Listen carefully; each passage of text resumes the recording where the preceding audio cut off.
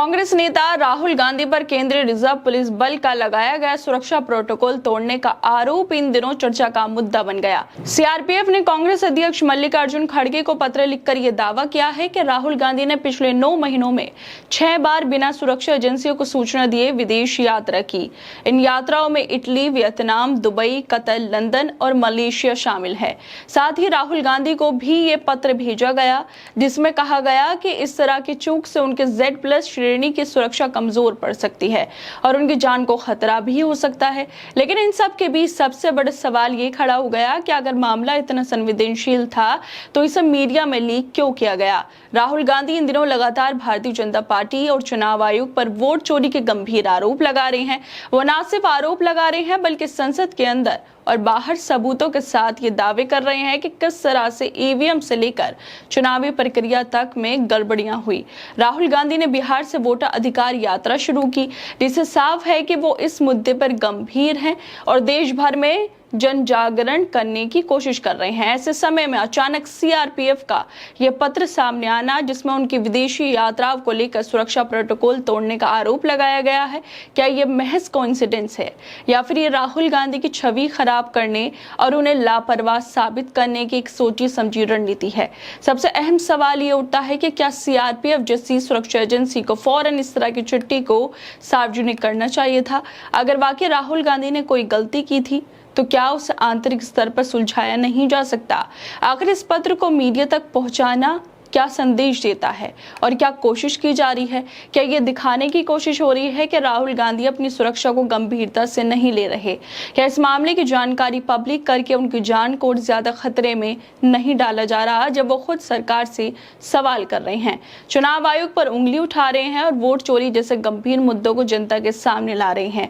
ये भी सोचने वाली बात है कि अगर किसी नेता को Z+ सुरक्षा मिली हुई है तो उसकी यात्रा से जुड़ी जानकारी को गोपनीय रखना सुरक्षा एजेंसियों की जिम्मेदारी होती है। फिर इस पत्र को इस समय क्यों सार्वजनिक किया गया। सवाल सारा टाइमिंग का है कि इस समय यह पत्र सार्वजनिक करने का मकसद क्या था। क्या राहुल गांधी को दबाव में लाने की कोशिश की जा रही है ताकि वो अपनी मुहिम को धीमा कर दें। और अगर राहुल गांधी सच बोल रहे हैं और उनके पास वोट चोरी के जुड़े सबूत हैं तो क्या ये पूरी कार्रवाई उन्हें डराने की चाल है। ये सब सवाल खुद कांग्रेस के नेता उठा रहे हैं सोशल मीडिया पर ट्वीट करके।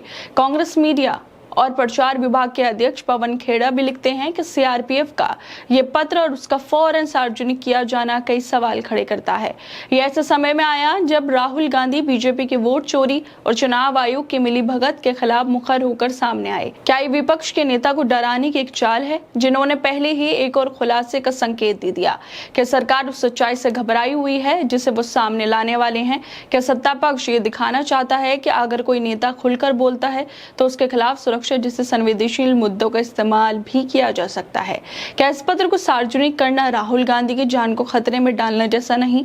क्या यह दबाव बनाने का तरीका है ताकि राहुल गांधी अपनी आवाज धीमी कर लें।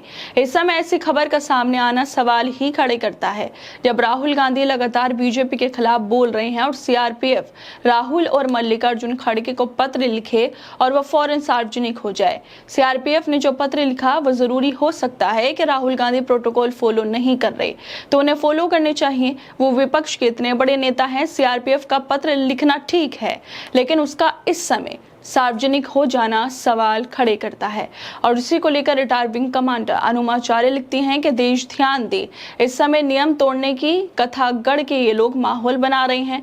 राहुल गांधी कभी नहीं डरेंगे लेकिन साजिशें बीजेपी के स्लीपर सेल पहले ऐसे माहौल बनवाएगी और फिर शायद कुछ करवा के कह दे उन्होंने चेतावनी नहीं मानी थी। बहुत संभल कर सतर्क रहना होगा क्योंकि राहुल गांधी के देश विदेश में लोकेशन लीक करने वाले यही कुटिल लोग हैं जो एक तरफ लोकेशन चाहते हैं और दूसरी तरफ लोकेशन लीक करते हैं।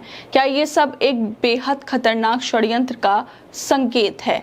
अनुमा आचार्य का कहना है कि ये सब एक साजिश का हिस्सा है जिसमें स्लीपर सेल पहले माहौल बनाएगा फिर किसी घटना को अंजाम देकर कहेगा कि हमने पहले ही चेतावनी दी थी। ऐसे में आम नागरिक के मन में ये डर और आज सुरक्षा बैठना स्वाभाविक है।